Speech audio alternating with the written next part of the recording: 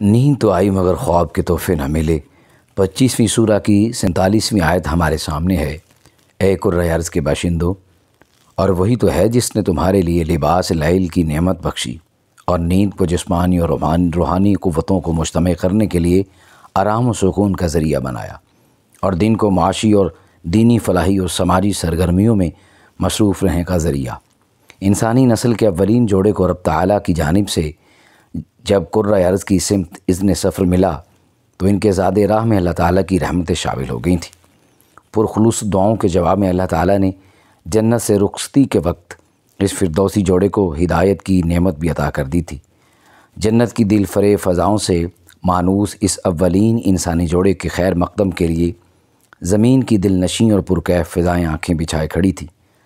حضرت آدم علیہ السلام اپنی اہلیہ محترمہ حضرت حوا علیہ السلام کے ہمراہ نہ صرف ایک بخشش یافتہ اولین انسانی جوڑا بن کر زمین پر تشریف لائے، بلکہ حضرت آدم علیہ السلام کو نبوت کا اولین اور ایک برگزیدہ منصب دار بھی بنا دیا گیا تھا۔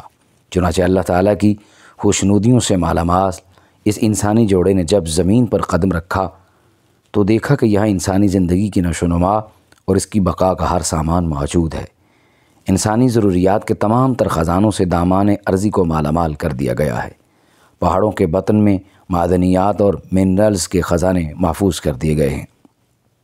زمین کے بطن میں پیٹرول اور گیس کے سمندر اسٹور کر کے رکھے گئے ہیں۔ پہاڑوں کے نشیب و فراز پر عمارتی لکڑیوں کے جنگلات کے وسیع تر سلسلے پھیلا دیے گئے ہیں۔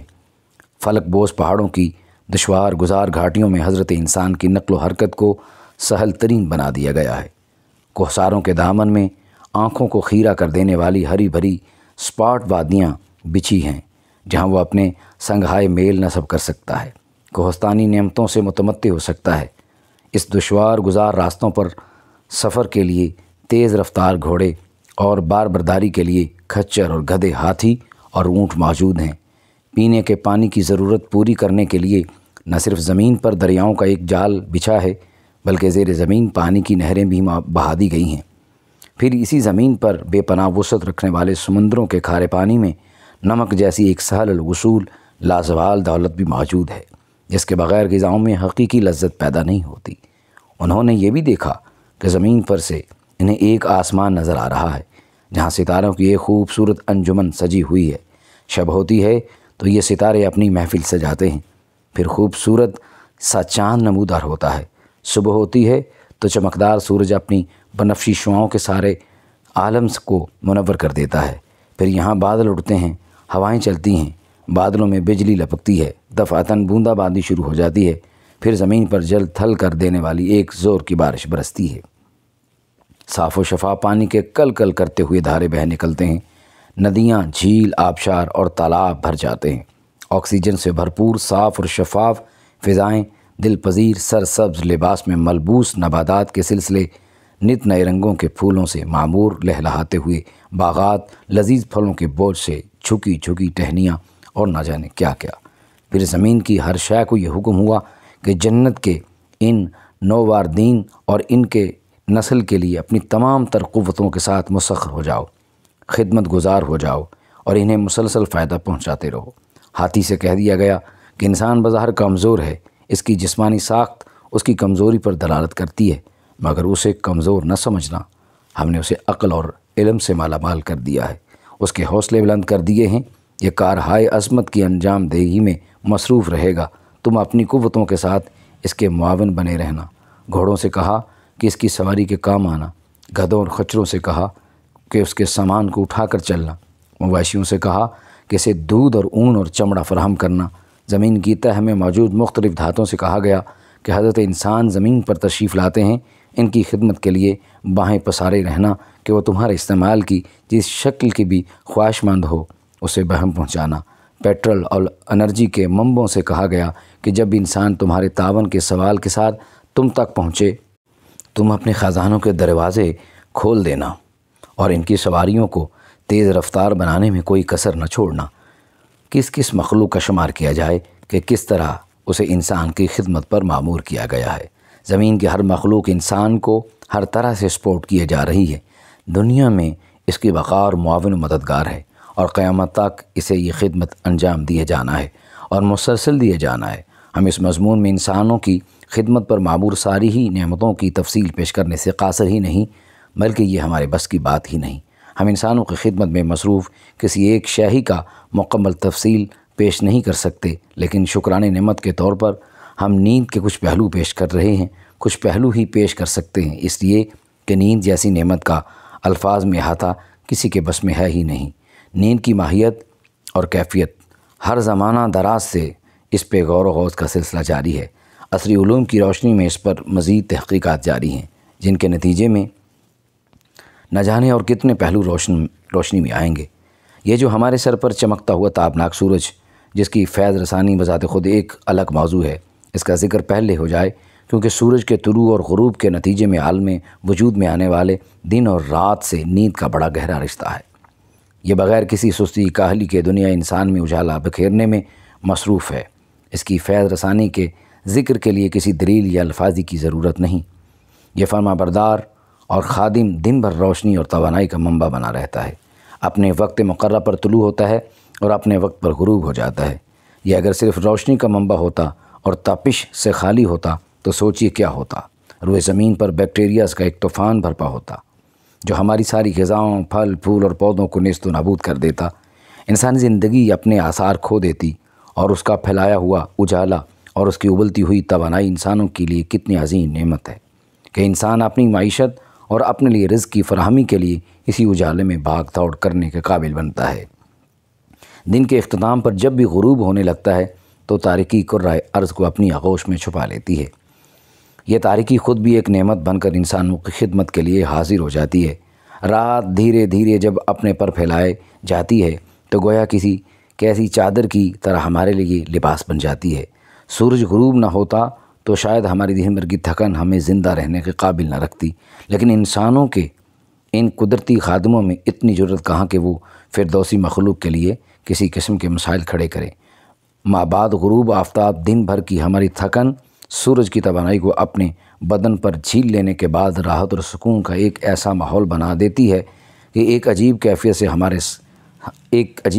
ہمارا اس سے سامنا ہوتا ہے، اور یہ کیفیت ہے نیند کی، جو ایک عظیم نعمت بن کر ہمارے سراپا پر چھا جاتی ہے۔ دل فریب لذت کی حامل نیند کی یہی کیفیت جو ہمیں اپنے بازو میں سمیٹ لیتی ہے اور دنیا و ما فیہا سے بے خبر کر دیتی ہے۔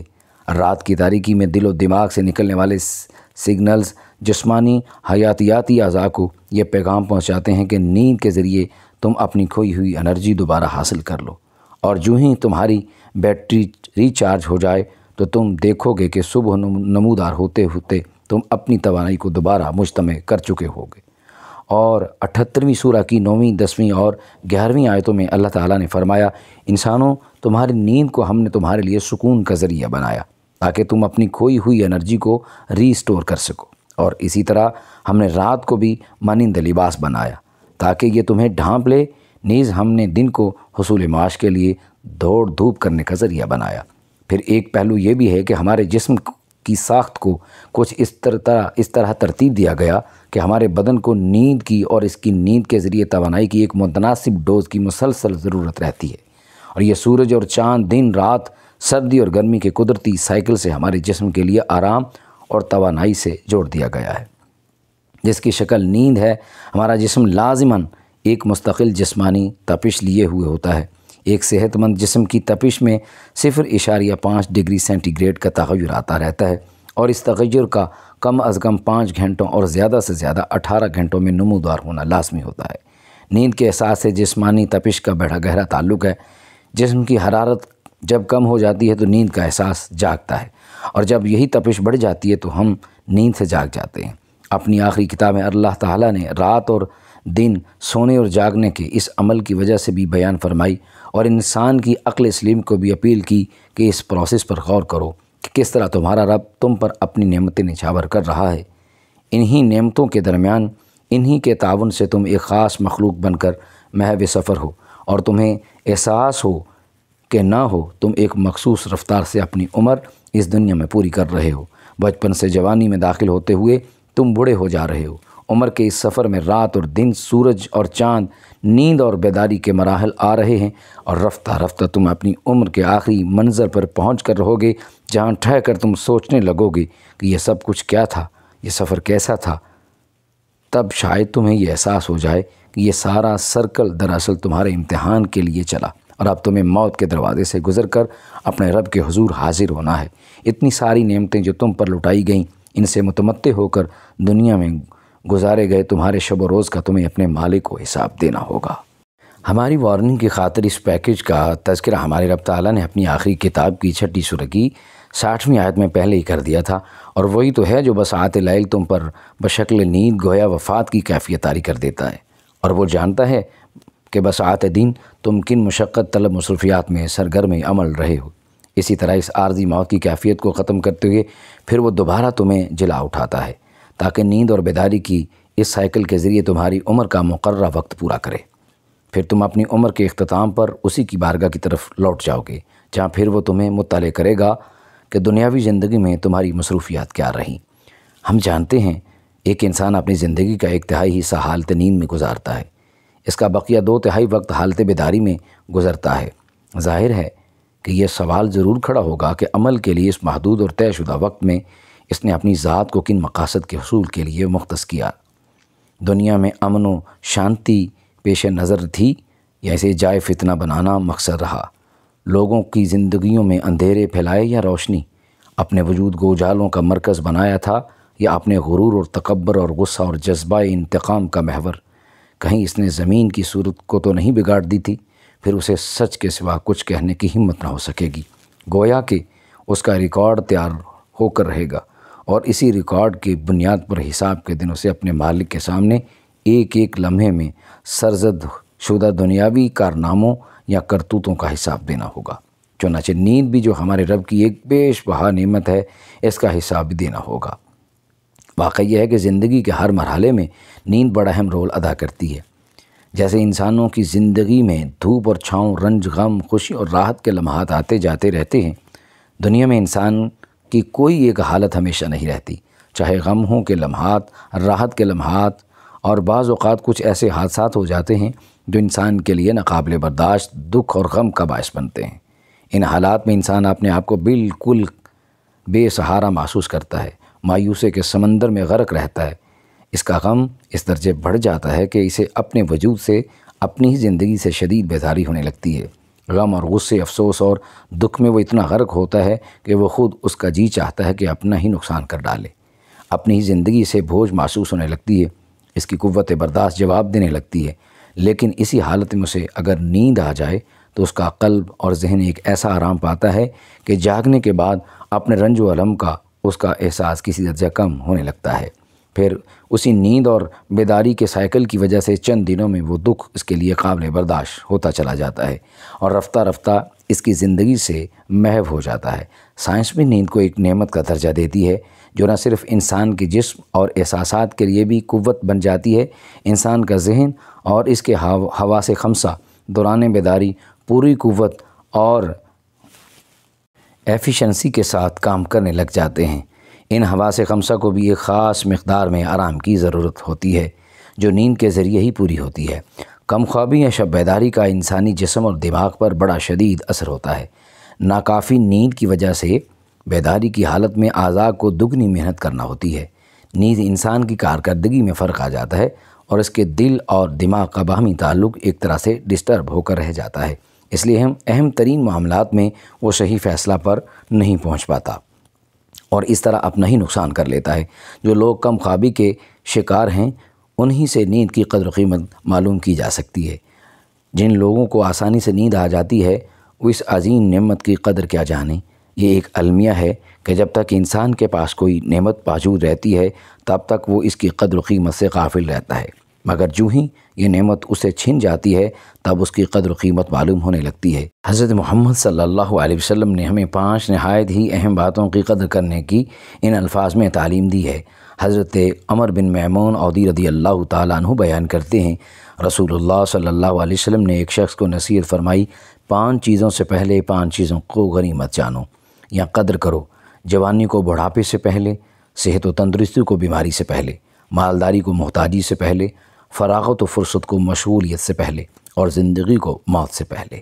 نیند اور بیداری کی یہ عارضی گردش ختم ہوتے ہی پھر موت کی ایک طویل نیند کے بعد جو بیداری ہونے والی ہے، وہاں سے ایک ایسی زندگی کی ابتدا ہوگی جس میں ہر فرد کو دنیا میں گزری اپنی پہلی زندگی کی کمائی کا پورا بدلہ دیا جائے گا، جس کے بارے میں نعمت نیند کی تخلیق کرنے والے نے اپنی آخری کتاب کی دوسری سورہ کی 281ویں آیت میں فرمایا، اور خوف کھاؤ جواب دہی کے اس دن سے جس دن بارگاہ الہی میں تمہاری واپسی ہوگی۔ پھر ہر فرد متنفس کو اس کی کمائی کا پورا بدلہ دیا جائے گا اور کسی کو بھی ظلم کا ہدف نہیں بنایا جائے گا۔ آنے والی اس طویل زندگی کی فکر کرتے ہوئے ایک باشعور انسان کو چاہیے کہ آج دنیا میں اپنے وجود سے انسانیت کو راحت پہنچائے۔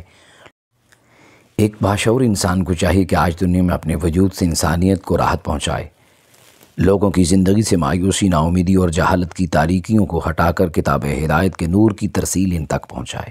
یہ زمین جیسا کہ اوپر کہا گیا کہ انسانوں کے لیے ایک گلستان کی مانند ہے، اس میں خرابی پیدا کرنا اور اس کی ویرانی کے در پہ ہونا اسے ڈسٹرب کرنا کیوں کر مناسب ہو سکتا ہے؟ بلکہ مناسب تو یہی ہے کہ اسے سنوارنے اور نکھارنے کی فکر کی جائے، اپنی اخروی زندگی کو کامیاب بنانے کے ضابطوں کو کتاب اللہ سے معلوم کیا جائے اور اپنے رب کی رضا کی جستجو کی جائے، تاکہ سدا بہار آسودگیوں کا اپنے آپ کو حقدار بنایا جا سکے۔ ہمارے مالک نے اپنی الکتاب کی 28ویں سورۃ القصص اس کی 83ویں آیت میں ان ضابطوں کا تذکرہ فرمایا، بے شک آخرت کا وہ سدا بہار گھر ہم ان لوگوں کے لیے مختص کریں گے جو زمین میں فساد پھیلانا نہیں چاہتے۔ بے شک بہتر انجام تو اللہ تعالیٰ سے ڈر کر زندگی گزارنے والوں کا ہی ہوتا ہے۔ کیا اب بھی وقت نہیں آیا کہ ہم ان وارننگوں سے درس عبرت حاصل کریں تاکہ حالت بیداری میں عمل ممکن ہو؟ ایک خواب کی شکل میں اس مدت کو گزارنے سے یا صرف تمنائیں کرتے رہنے سے ہماری ابدی زندگی خطرے میں پڑ سکتی ہے۔ کہیں ہمیں پچھتانا نہ پڑے کہ نیند تو آئی مگر خواب کے تحفے نہ ملے، کھل گئی آنکھ تو پھر نیند کے لمحے نہ ملے۔ جنت کے ان دو مسافروں نے زمین پر اپنے استقبال کے ساتھ ساتھ جن نعمتوں کو موجود پایا، ان کا تذکرہ نہ کسی قلم کے بس میں ہے اور نہ ہی کسی کے ذہن کے احاطہ سوچ میں سما سکتا ہے۔ پوری زندگی ختم ہو جائے گی اور ہم ان نعمتوں کا ذکر کا اختتام کرنے سے قاصر ہی رہیں گے۔ اس مقام پر ہمیں سورہ ابراہیم کی 43ویں آیت پڑھے بغیر چارہ نہیں رہے گا۔ اللہ تعالیٰ نے ارشاد فرمایا، اور آدم کے بیٹو، تمہارے رب نے تمہارے لیے ہر وہ شے فراہم کر رکھی ہے جس کی تمہاری فطرت سوالی ہو سکتی ہے، اور اگر تم اللہ تعالیٰ کی نعمتوں کا شمار کرنا چاہو تو تھک جاؤ گے، لیکن اس کی ناقابل تصور نعمتوں کا شمار نہ کر سکو گے۔ بلا شبہ بڑا عجیب واقعہ ہوا ہے، انسان کی ناشکری کی روش سے نقصان بھی اٹھاتا ہے اور خود ہی ظالم بن جاتا ہے۔ بہرکیف جو فردوسی جوڑا جنت سے یہاں آیا تھا، اسے دوبارہ کامیاب ہو کر اپنے اصلی مقام کا حقدار اور اہل بننا ہے۔ آدم کے بیٹوں میں کوئی اپنی کھوئی ہوئی متاع کی جستجو کا آرزومند ہے تو اللہ کے حضور جھک جائے اور اس کی نعمتوں کا شکر ادا کرے اور اس کی بارگاہ میں اپنی جبینیں نہاد جھکا کر نیازمندی کا اظہار کرے، تاکہ اللہ تعالیٰ اس دنیا میں اور اس دنیا میں سرخرو ہونے کی توفیق عطا فرمائے۔